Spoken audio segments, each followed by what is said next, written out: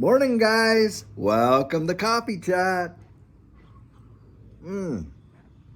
Well, this week has been getting warmer and warmer. It's actually quite warm, and it feels a bit humid out here this morning as well. So, you can feel the moisture in the air from a little bit of the rains that we've had, but definitely it is getting a lot warmer for sure. I'll tell you what. Well, guys, two articles I'm reading today.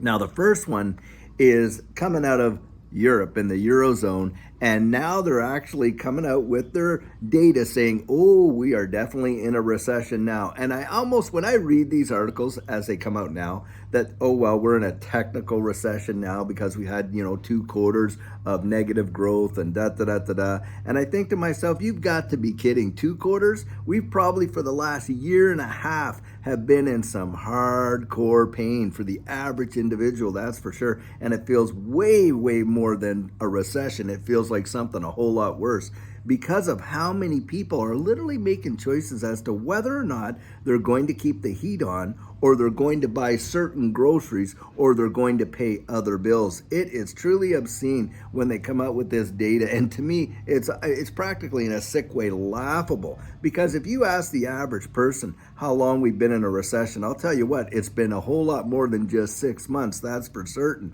And especially when you consider that just last winter they were seeing record high prices for their heating and gas and all that stuff over there. It is absolutely insane. Now, the second article really reinforces what I just said there.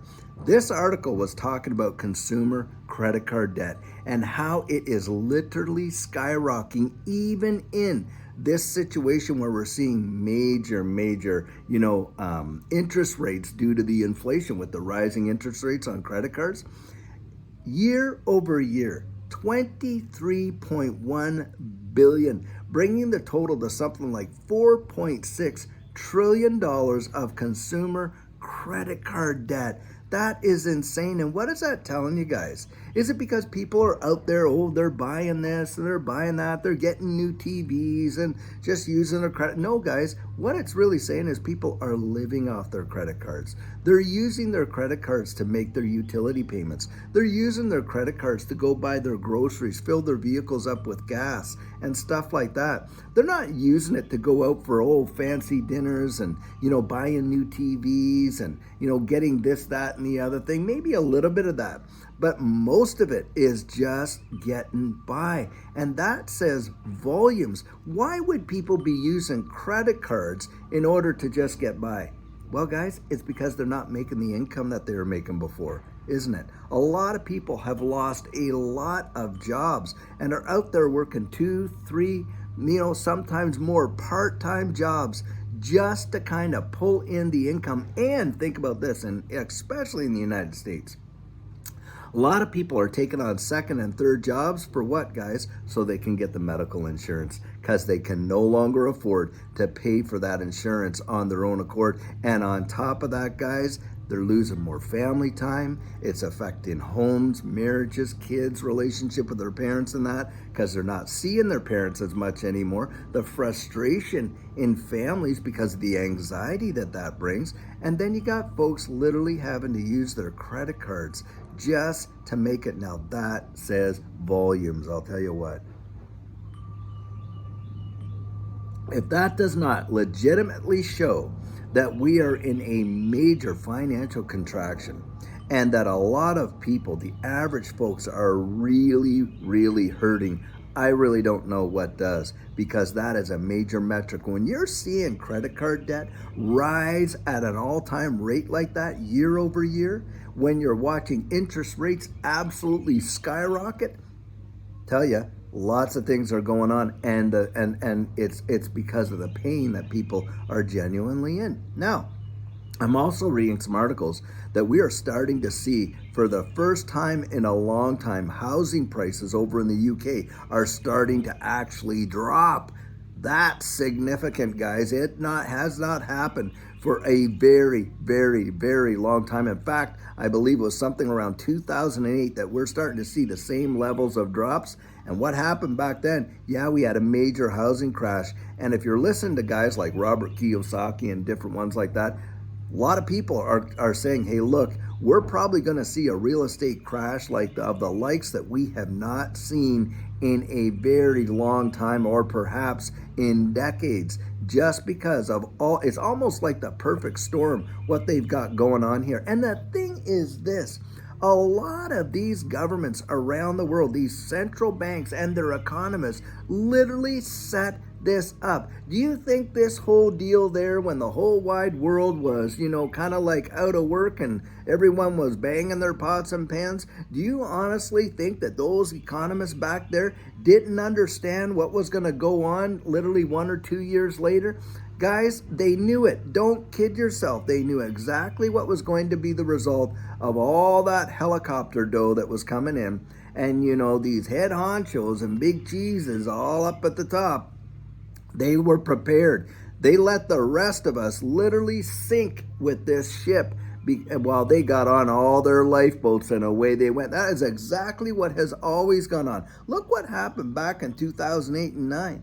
Who got the big, who got saved out of all that were all of these major institutions, wasn't it? Who got really crushed in that scenario? Well, it was the rank and file. That's who really got crushed. People that were literally dropping their keys off, walking out the door, and, going to live in their vehicles. And families were doing that. And I'm telling you guys, it is absolutely obscene what's genuinely going on. And it really feels like there's intention behind it in a big way, because there's no way on earth that they could have not known of the result that was coming. And the very ones that had created the situation, what are they coming out to do now? Oh, we're coming in to save the day. You've got to be kidding me. They manufacture this whole situation. Then they come out with, the solution, of course.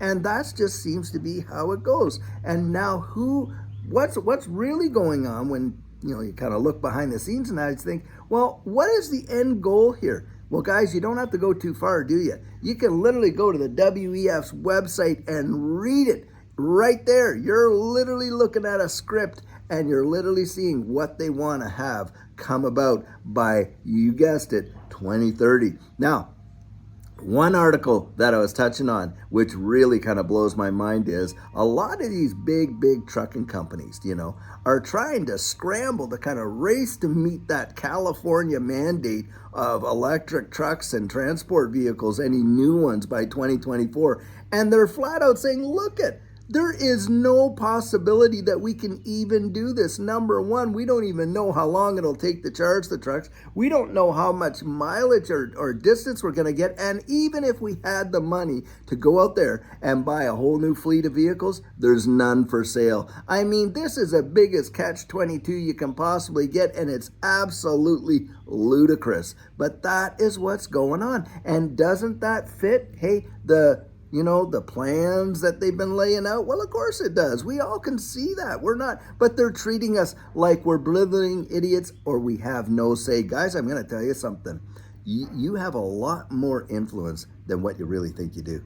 Way more. Way more. Remember that, guys. Don't ever think that, your little voice can make no difference. It can make a massive difference. And that's why we have got to get out there and start, really pressing on these issues for sure. Now, with this whole digital asset space, wow, I'll tell you what. We are being transitioned. Absolutely, zero doubt. We are being absolutely transitioned into a new digital economy. And this whole big push by the SEC against all these digital asset exchanges and things like that, it has nothing to do with crushing digital assets at all. What it has to do with is getting the control and the monetary, potential from all these exchanges over to all these, long-term institutions. That's what it's all about. Absolutely 100% guaranteed. This has zero to do with destroying the technology. Oh, they want the technology. They just want to be in control of all of the technology. They don't want it where, these guys over here are absolutely, because they know what the next iteration of this economy is going to be. And These, Coinbases and Krakens and Binances and things like that, they have the literal potential to actually blow the doors off of the Goldman Sachs's and the JP Morgans and the BlackRocks and things like that because of what's coming, guys. The greatest wealth transfer, I genuinely believe, in the history of mankind. That's what's coming. And I'll tell you, few people are in this space. It feels like a lot are because, of course, that's in our area of influence. Our awareness is there. But the truth is we are a majorly small minority of folks in this space, and it's going to have a humongous impact, I genuinely believe it, on our lives going forward. Those of us that have had the blessed foresight to see it coming. Well, guys, I'll tell you what, I sure hope you're having an amazing day. Looks like it's going to be an absolutely fantastic one. And until later on when we have an absolutely fabulous video to give to you, I sure hope you have a great one and take care.